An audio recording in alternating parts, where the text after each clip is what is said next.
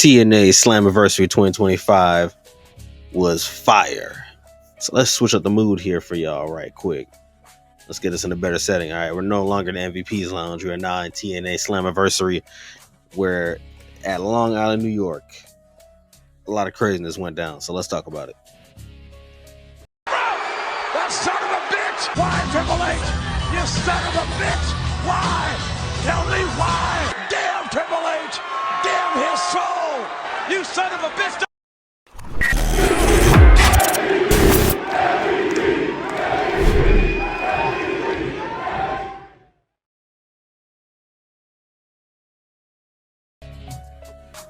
Welcome back to the MVP's Lounge. As always, I'm your host, The King, and be sure to like, comment, subscribe, and share as you normally do. I wasn't planning on doing a TNA Slammiversary review, but I just so happened to see a notification for it, just so happened to watch it, so why not knock out a review for it? Let's start with the pre-show. So I'm gonna knock that out real quick. We had let's see, how many matches do we have here? We had 3 matches on the pre-show. So we had the Eric Young against local talent match, or local legend match. I don't know what the hell they called it, but he fought a guy from Long Island, New York, and then lost. So he was salty as hell about that. Because why wouldn't you? Why wouldn't you be angry that he lost to a local guy? We got the Elegance brand, which is Ash by Elegance, or formerly known as Dana Brooke, and somebody else that I didn't get her name, against the Inspirations, or also the Iconics. I know a lot of WWE names you're hearing here, but the Elegance brand got the W over them. And then the last pre-show match, we got, I think it's debuting. I'm not really sure anymore. Someone told me Enzo was here in TNA longer than I thought, so I guess Enzo is. Can we get him back possibly to one of the other brand shows? We'll see. But for now, yeah, we got Enzo, Zilla Fatu, what looks to be Psycho Sid, kind of. His name is Bishop, so I don't. Enzo compared him to Psycho Sid and Sid Vicious, so you know. I was like, okay, I see the resemblance. Are they related? I'm not sure. I'll do my research on him after that. But Enzo still has got all the characteristics to still be great. So WWE, if you're smart, since the people just saw him now, capitalize while the iron's hot. But they were up against a dude by the name of Jake something, Steve Macklin, and Mance Warner. These names are terrible. Jesus Christ. Okay. Yeah, Enzo, Zilla, and Psycho Sid got the win. Match kind of ended real quick. Like, yeah, I swear to God, the match lasted like all of 3 minutes. Yeah, Enzo picked up the victory with the Eat Defeat, and Zilla got maybe 2 highlight moves in this match. I didn't really see much from Sid Vicious, so yeah, they kind of didn't get much time. I think Enzo's promo kind of took up majority of their time, which I'm fine with, honestly. It's pre-show, you know. You get a little bit of what you can get from them. All right, let's get to the main show. We open the show with Cedric Alexander against Mustafa Ali. Now, I'm going to tell you this right now. That match was match of the night. Boy, was it match of the night. These two, I swear to God, it was like 205 Live all over again. Because they both just killed it. The chemistry off the charts. Mustafa was dying majority of this match, I ain't gonna lie. The bumps he was taking into the turnbuckles, into the steel steps, it was just nuts. Like, dude was actively trying to die out there. But in the end, Cedric was outnumbered by a majority of Mustafa's associates, and after hitting one of them with the lumbar check, while he was laying on his back, distracted, Mustafa dives off the top with the 450 and gets the W. So It's ejected from ringside. Oh my God! A left vortex to Styles. Oh my God! The 450. Oh no! The 450 cover. Cedric, you're gonna need some assistance. You might have to call in the Hurt Syndicate if you have to. All right. I'm pretty sure their deal with TNA isn't still a thing, but would be cool if you could call in some backup. So shouts out to that first match. They honestly were match of the night. Like, that's crazy to say out loud, but it was match of the night. Top number one. All right, point blank period. Now the show started out hot. So your expectations would be that, okay, the stuff that's going to follow it will also be close to or as good. Unfortunately, not really. So your next match was Dark State versus The System and Matt Cardona. Yeah, Dark State, they've been doing stuff at TNA a lot as of recent. Them dudes don't matter, not even a slim of what they used to matter over NXT. And then The System, I don't know much about them. And then we all know about Mr. Matt Cardona, internet indie guy. But yeah, they pretty much were getting destroyed the majority of this match. And then eventually they got hot late and got a W over Dark State. But I don't know, man. It just, to me, it don't really matter. Because Dark State, they're just completely wasted at this point. They're not doing much. They haven't been put in cool situations to get over like they were before. I think after they cut a promo, that kind of ruined them. So they're going to figure something out with that group. I don't know. Sean, get back to the drawing board with them. Then we get Tessa Blanchard against Indy Hartwell. This match had zero life to it. Zero life. The crowd didn't care. We didn't care. And I don't think anybody cared about this match. Like it was just flat. All around flat. The best part of this match was the actual aftermath of the match when they tried to ask Indy what's next for her and Tessa pulled back up.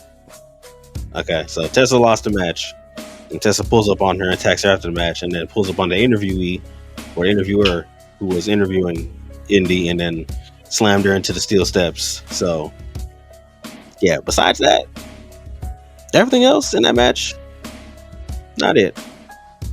Fully recommended skip for that one. And that Dark State match. You can skip those. Dear God. Okay, yeah. So they followed that up with the title for title match. Masha Slamovich against JC Jane for both winner takes all.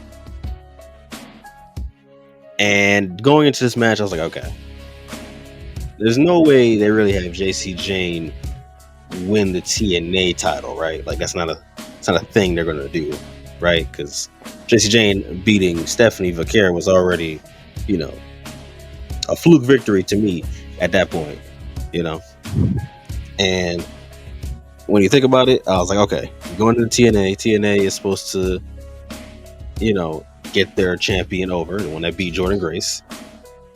So the best way to do is for her to be NXT champion as well, and now you can bring somebody else over across the line to eventually take the title off of her. But that was not the case at all. That was zero the case because JC Jane, with the help of her counterparts in Fatal Influence, got her the victory. It was a ref bump. There was a whole lot going on. Had to get a whole new ref. But at the end of the day, JC Jane got the win. And she is now both TNA and NXT Women's Champion. Jesus Christ. Yeah, I wouldn't have done that, but they clearly did, so I'm not gonna say nothing about them specifically, but this would not have been my agenda personally. Especially with who's here right now, champion. Yeah, definitely shouldn't have did that. Alright. See, now the show starts to get better. Now the show's getting better. Because next up, we get Moose versus Leon Slater. Hey man, I'm gonna go back after I'm done with this review. I'm gonna go back and watch that match again because that's how good it was. Leon Slater was put to the limit, pushed to the brink of death. Literally, he had to scratch and claw for every last move he could do on Moose. But that's not to say that Leon didn't give Moose that work either. Hey, he had Moose trying to do every possible thing he could to beat him. The ring psychology and everything in this match was just chef's kiss. Like, this right here should have been match of the night, but Mustafa and Cedric went so stupid that it was like right below it. But nah, man, this match for the X Division title was just nothing short of phenomenal. Leon Slater with that Swanton 450, just different. ¡No ver! ¡No ver! ¡Mira! ¡Cisnes en todo masa! ¡Y ahora sí, Josué! ¿Qué estamos viendo, Fer? ¡Mira! Cisnes sentó con 450. 1, 2, 3. ¡Ahí está, Fer! ¡Ahí está, Fer! Just completely different. But at the end of the day, he got the W over Moose. He's now the youngest X Division champion ever, and gets a big congratulations from none other than AJ Styles himself. Putting him over, making his return to TNA, and letting him know that, yes, you just won the X Division title as the youngest champion ever. But now, it's time for you to make your legacy happen. So, hey, Leon, nothing but the greatest wishes towards you and your future. All right, hope to see you strive in TNA and maybe even in NXT at some point. Notice I didn't say the main roster.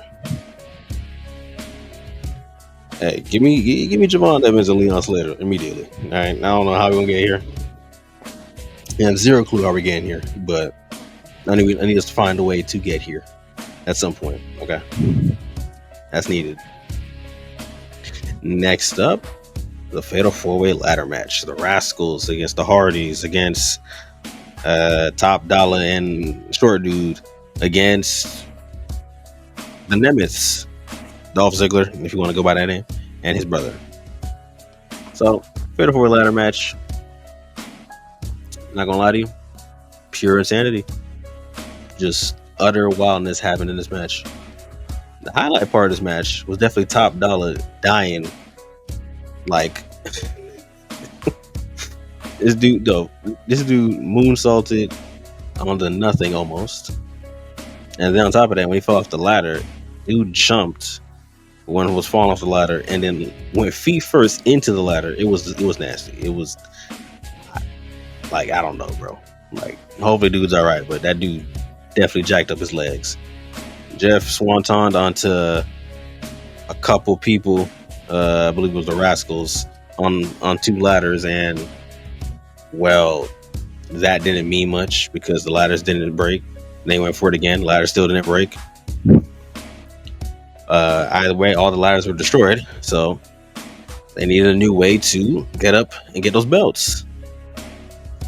They called up their drone that released a mini ladder that they had to climb onto. It was a very skinny ladder that they used, and eventually they fought their way up to him, and Jeff retrieved the titles from the top.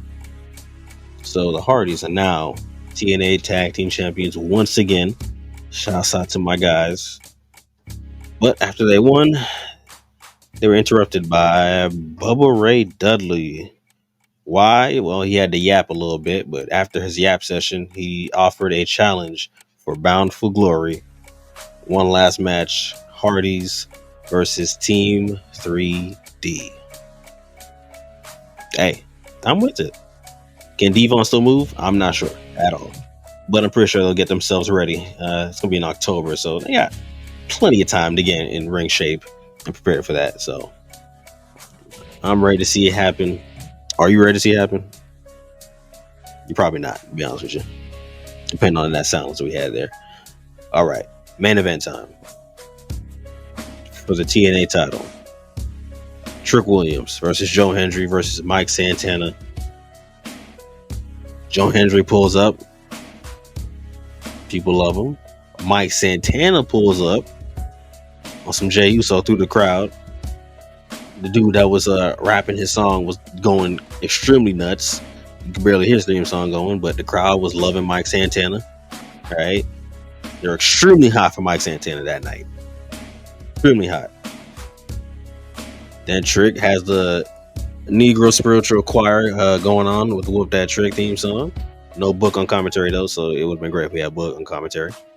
But his fit was definitely Black Snow when Booker T was in TNA, so that was perfect. Match was okay. Nothing too crazy happened. But the wild thing was that there's a certain point towards the end of the match that Trick landed on his leg and it looked like he was actually injured. Doctors went around him and everything, and they were like carrying him out. So I'm thinking, oh crap, okay, Trick's hurt. Well, I guess it is down to just Mike and Joe Hendry. Before this match, I was like, all right, Trick's gonna end up winning this match and retaining because I don't think they're gonna let him lose it in this triple threat. So once that happened, I was like, oh crap, I guess it's out the window. All right, well, I guess Mike actually is gonna win without how he's been this entire match and plus with the crowd. But right before Santana could get the win, bam, Trick pulls up, throws him out the ring, steals the pin. Was nuts. Like, absolutely nuts on that. The people are furious, heated. They are done. They're like, hey, yo, what's going on? TNA, y'all let NXT hold all y'all belts now? And as I was thinking about it, I'm like, wow, this is true. NXT technically does hold all of TNA's titles right now, except for the tag team ones and the X division, but their main, titles for the women and men. Both those belts are now held by NXT talents. So now the question is, what is next for Trick after this? Well, you got NXT Heatwave around the corner for August 24th. So I'm thinking that's probably where Mike's going to get his revenge and have that one-on-one with him. Only time will tell. That was TNA Slammiversary. I enjoyed it besides those two women's matches and that Dark State match. That those three, throw them out the window, throw something else. I would have taken the Enzo match over those three matches. Okay. So if you guys enjoyed TNA Slammiversary and this review, be sure to like, comment, subscribe, and share as always. And I'll see you guys back here in MVP's Lounge. What's the next video? You have to wait and see. But till then, don't forget your soul on the way out.